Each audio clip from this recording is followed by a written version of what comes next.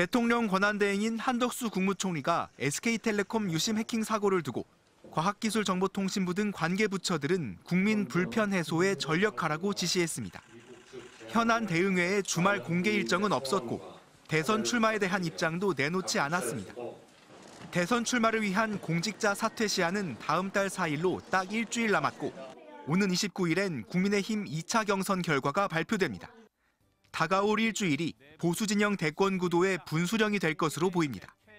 가장 먼저 단일화를 공언했던 김문수 후보는 한 총리가 출마하면 신속하고 공정한 단일화를 성사시키겠다고 강조했습니다. 홍준표 후보는 한 발 더 나아가 단일화 토론을 2번 한 뒤 국민 경선을 하겠다고 절차까지 언급했고 부정적이던 안철수 후보도 결국 수긍했습니다.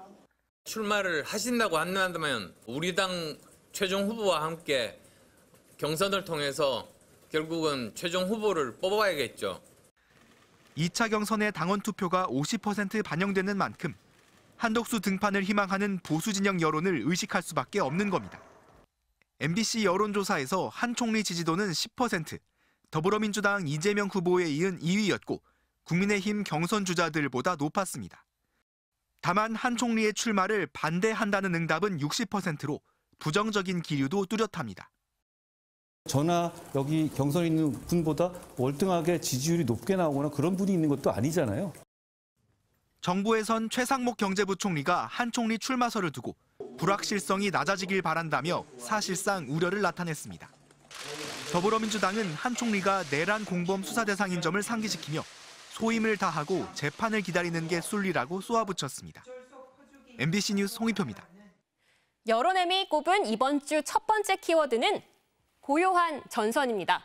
치열한 경선이 진행 중인 국민의힘 예비 후보들의 지지율 이야기인데요.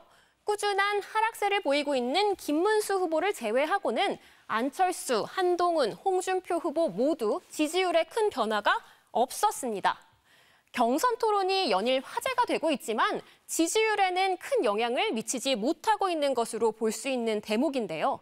그러다 보니 상대편 후보인 이재명 후보의 지지율도 큰 변화가 없습니다.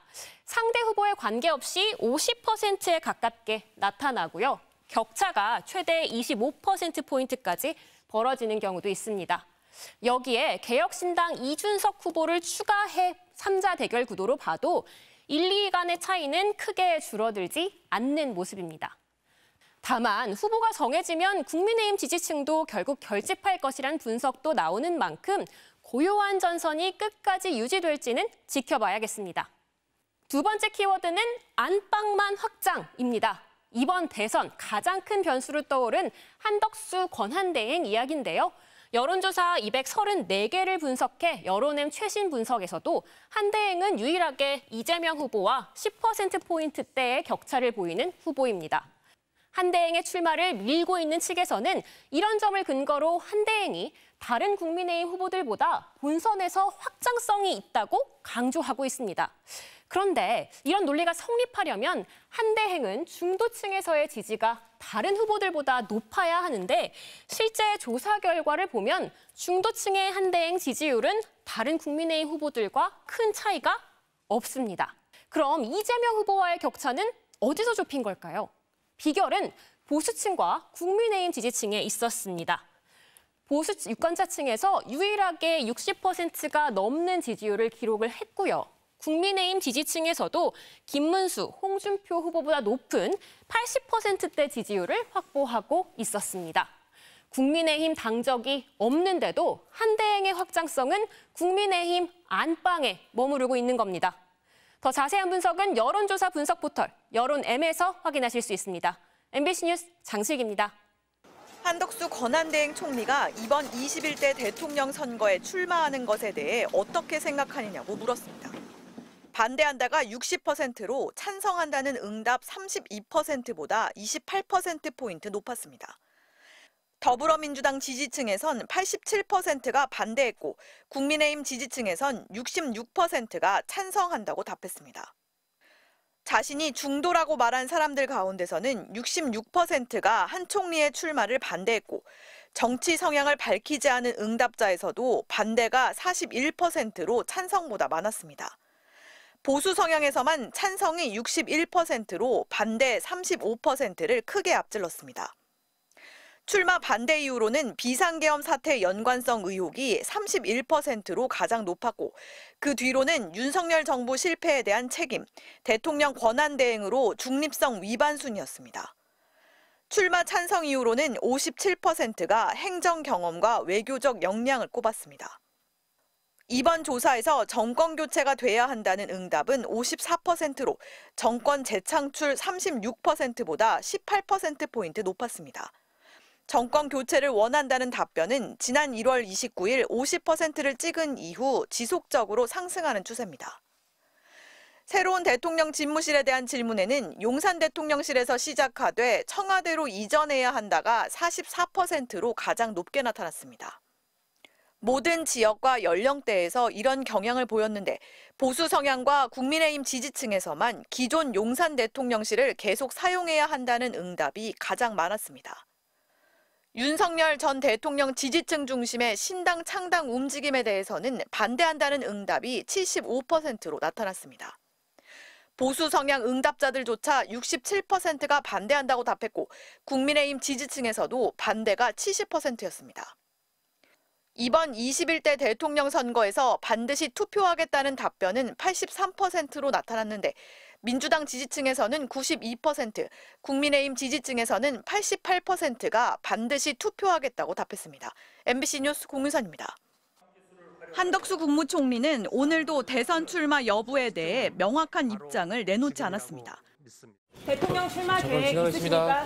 입장 분명히 밝히지 않는 이유 있으십니까? 지난 20일 외신 인터뷰에서의 노코멘트, 드릴 말씀이 없다는 발언에서 조금도 달라지지 않은 겁니다. 지난 2017년 박근혜 전 대통령이 파면되자 닷새 뒤 당시 대통령 권한대행이던 황교안 총리는 대선 불출마를 공식 선언했습니다. 국정 안정과 공정한 대선 관리를 위해서 제가 대선에 출마하는 것은 적절하지 않다고 판단하였습니다. 조기 대선을 관리하는 심판자로 남겠다고 밝히면서 국정 안정을 도모했던 겁니다. 윤석열 전 대통령이 파면된 지 3주째. 한 총리의 행보는 권한대행의 모습을 뛰어넘고 있습니다. 국회 몫의 마은혁 헌법재판관 후보자의 임명은 미루다가 윤 대통령이 파면되자 대통령 몫의 두 자리는 쏜살같이 채우려 했습니다. 외신들만 골라 인터뷰를 하더니 대통령 선거에 출마할 거냐는 트럼프 대통령과의 통화 내용 기사가 묘한 시점에 흘러나왔습니다. 헌법재판소의 집행정지 결정 이후에도 논란을 잠재우는 대신 광폭 행보를 이어갔습니다. 산업 현장과 시장, 서민 식당, 국정 현안을 챙긴다며 부지런히 돌아다녔고 가는 곳마다 흔적들을 남겼습니다. 손편지를 쓰고 한미연합사 장병들 앞에서는 예비역 육군병장 한덕수라며 군번까지 읊었습니다. 파면된 윤석열 대통령의 첫 총리이자 마지막 총리였던 한덕수 권한대행. 내란 방조범이라는 꼬리표까지 붙은 상황에서 이른바 대망론을 즐기고 있는 건 아닌지, 그리고 그게 과연 타당한 건지 정치권은 연일 비판의 목소리를 쏟아냅니다.